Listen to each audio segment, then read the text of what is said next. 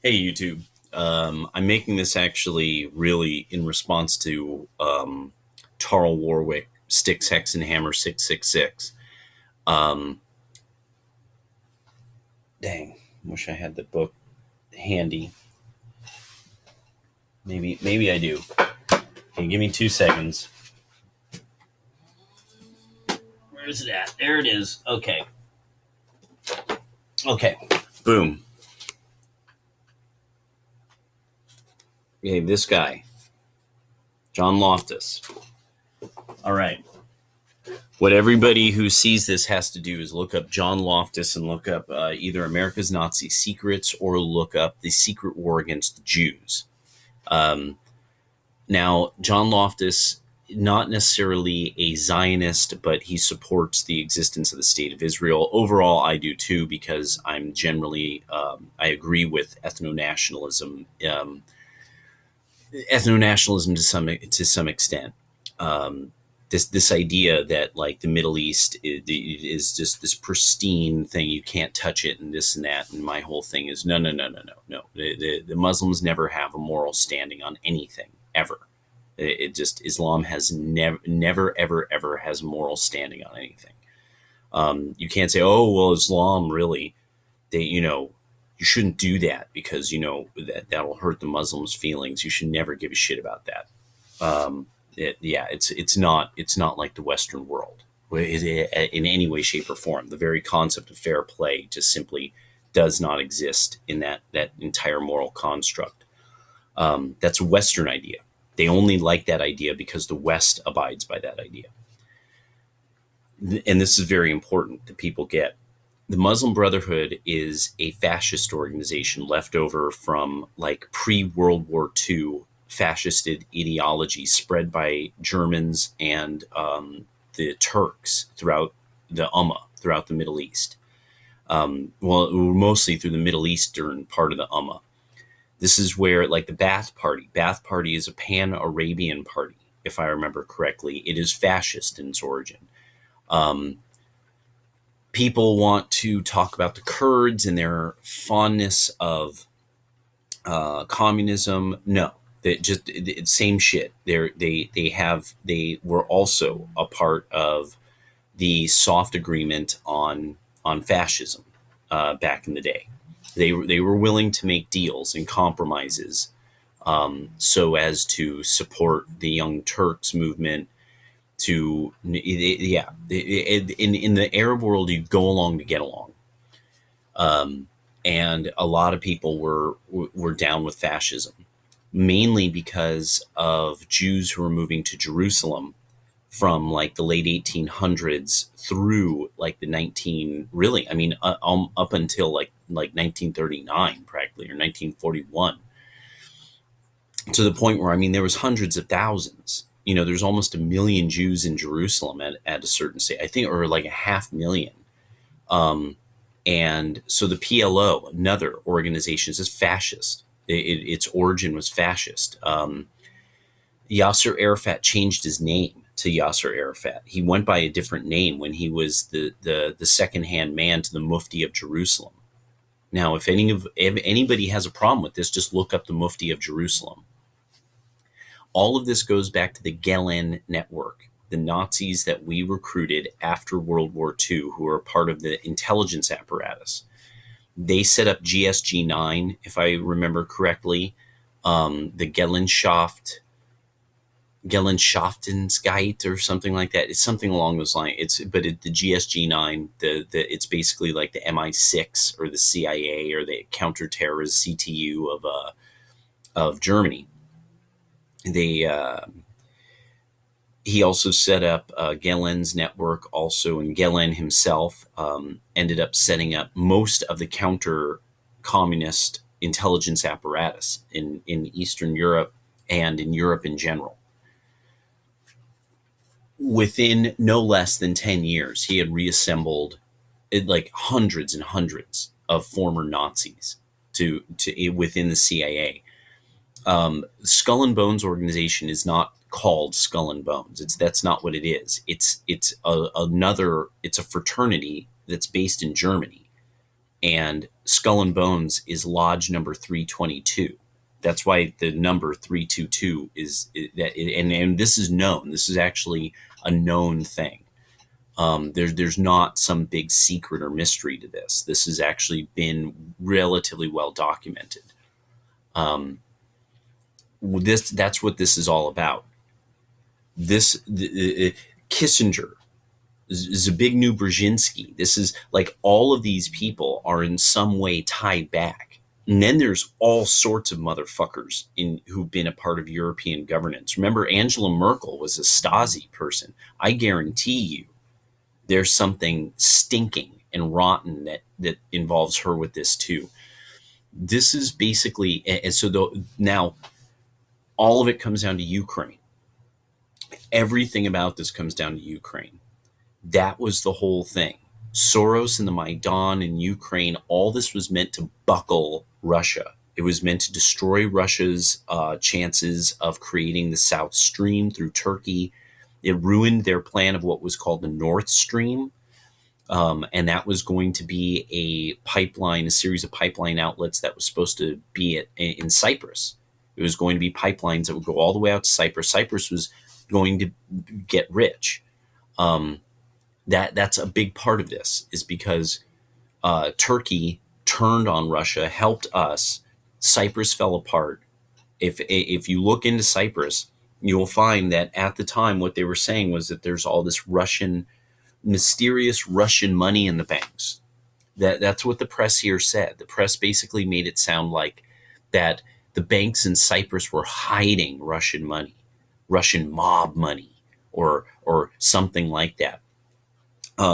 Notice when that slush fund in Puerto Rico got discovered, or whatever, in Panama. That's it, Panama Papers.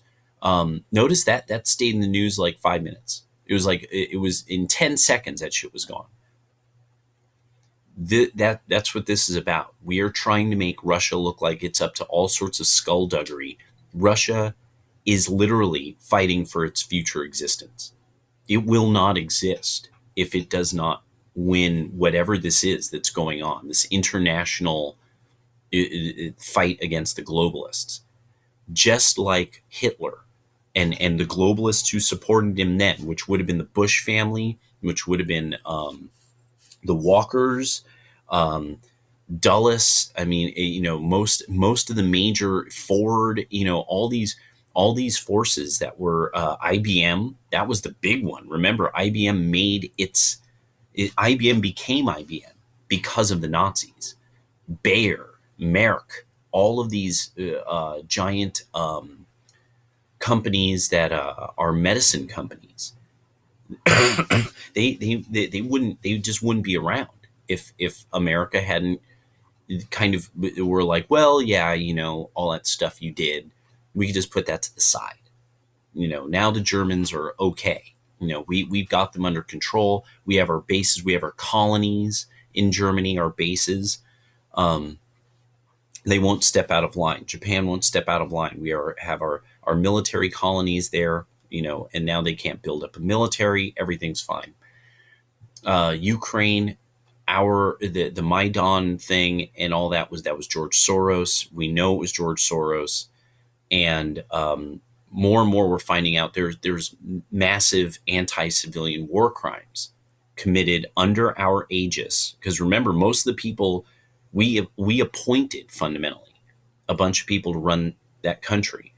You can watch Ukrainians get into fist fights in the parliament because of the Americans who had been appointed. The country had to close its fucking borders so that men wouldn't leave because they were worried about conscription. They're having torchlight marches by neo-fascists who are celebrating the nationalists, the Ukrainian nationalists who courted the Third Reich, Stepan Bandera. We don't want to discuss any of this. This cannot be mentioned. Russia has brought this up over and over again. RT has brought this up over and over again, and not because Putin isn't fond of this, because Russians understand the danger of what's happening here. They remember very clearly how bad this went.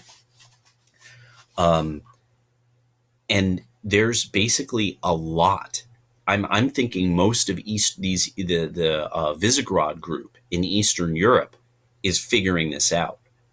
I'm betting they're starting to figure this out. They're like, wait, there's a lot of these apparatchiki who from the United States or who are related to the United States who are trying to get our countries embroiled in some kind of fucking war.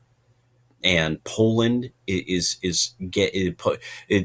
one popped up in the next 100 years. The whole plan is to make Poland and Turkey the big hubs of power. That Germany is done. The global elites are done with Germany. They don't like that the Germans come up with wild-eyed ideas and stuff. The Germans are they do stuff that's too unexpected. They're too damn smart. Their society is too damn functional, and so they have to cause chaos there. But again, just like in World War II, they have to cause chaos. This has been literally the 1900s have been really an assault on Germany and Britain to a great extent by the globalists. An assault on certain elements of the very character of the people, and that is independent thought, scientific thought, rationality and reason, and the independence and the wealth that comes with it. But that's what a lot of this is about. All of a sudden, what it is that Hillary Clinton will get hung. There will be a Nuremberg trial.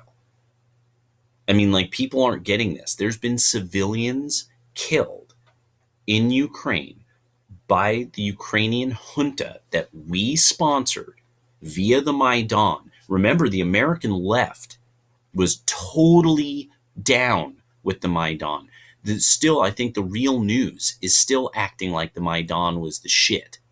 The Young Turks are still trying to make it seem like the Maidan was cool and Vladimir Putin's an uncool guy. They tried to arrange a Maidan.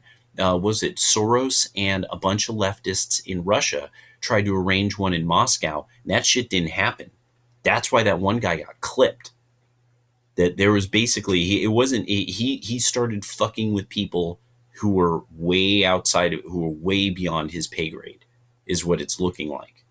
He tried to fuck with some forces that he should not have fucked with, and that's why he got clipped right across, only I think 30 yards from, or something like that, 100 yards from the fucking Kremlin. That's why the press is doing the fake news thing. And nobody's connecting all of this long history of the Secretary of State's office and all the dirty shit they get involved in, and nobody will cover this. I don't understand. This is the hub of everything.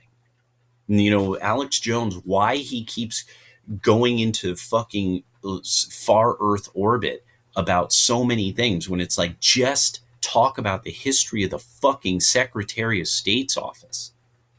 That's all you got to do. And you've got it. You've got the fucking keys to the kingdom. The Secretary of State's office has royally fucked up. And when you start looking some of the shit up, like you start poking through WikiLeaks, I keep bringing up, I looked up various Sufi sects in Turkey and Syria, and sure enough, stuff started popping up in WikiLeaks about it, that we were trying to change the fundamental relationship of the Turks and the Kurds via certain religious bodies in Turkey. And then all of a sudden, Turkey's real pissed at some religious Sufi guy who's living in the United States. There's a lot of skullduggery that is in the past, that a lot of globalists and a lot of people who are basically, it's looking like neoconservatives, but the Democrats were apparently going to be they were the spearhead. The top Democrats. I mean, this is Reid, Pelosi, all of them. They might not know exactly what's going on, but they know they had to stay loyal, and they had to keep keep things going, and they don't really understand why. And it was Clinton and her dirty deeds as Secretary of State are what this is all about. And that this is civilian deaths. This is making up shit, overthrowing a democratically elected government in Ukraine, trying to overthrow the government of Russia. They fucking tried to overthrow the government of Russia by creating a Maidan in Moscow. That's what this is about. That's what this whole fake news and oh, it's Russia and Russia's doing this and Russia's doing that. That's what this is all about. And people have to get this straight in their fucking heads. You already have the book, Confessions of an Economic Hitman. He tells you what the Secretary of State Department, what they do. You already have the blood for oil statement from what's-her-face after Iraq, where it's like, oh, well, 1 million children died. Well, but that we had to make, hard choices had to be made and stuff like that. What are you talking about? So that's what this is about. People need to get hep to this and hep to it fast, because this is the kind of secrets nobody wants this to come out. I mean, imagine what would happen to American Jewry if they knew that the government had embraced Nazis from fucking 45 on. We are almost our entire economic system was being run but from a shadow government of former fascists, an international network of fucking fascists. And that you could find all of this is declassified. That's the worst part about it. Anyone can find this, but it's that nobody would ever look for something like this. Nobody wants to know about this. None of the people at Washington Post want to know this. No Jewish writers, secular liberal Jewish writers, want to cover this ever, because progressives and liberals are full of fucking shit.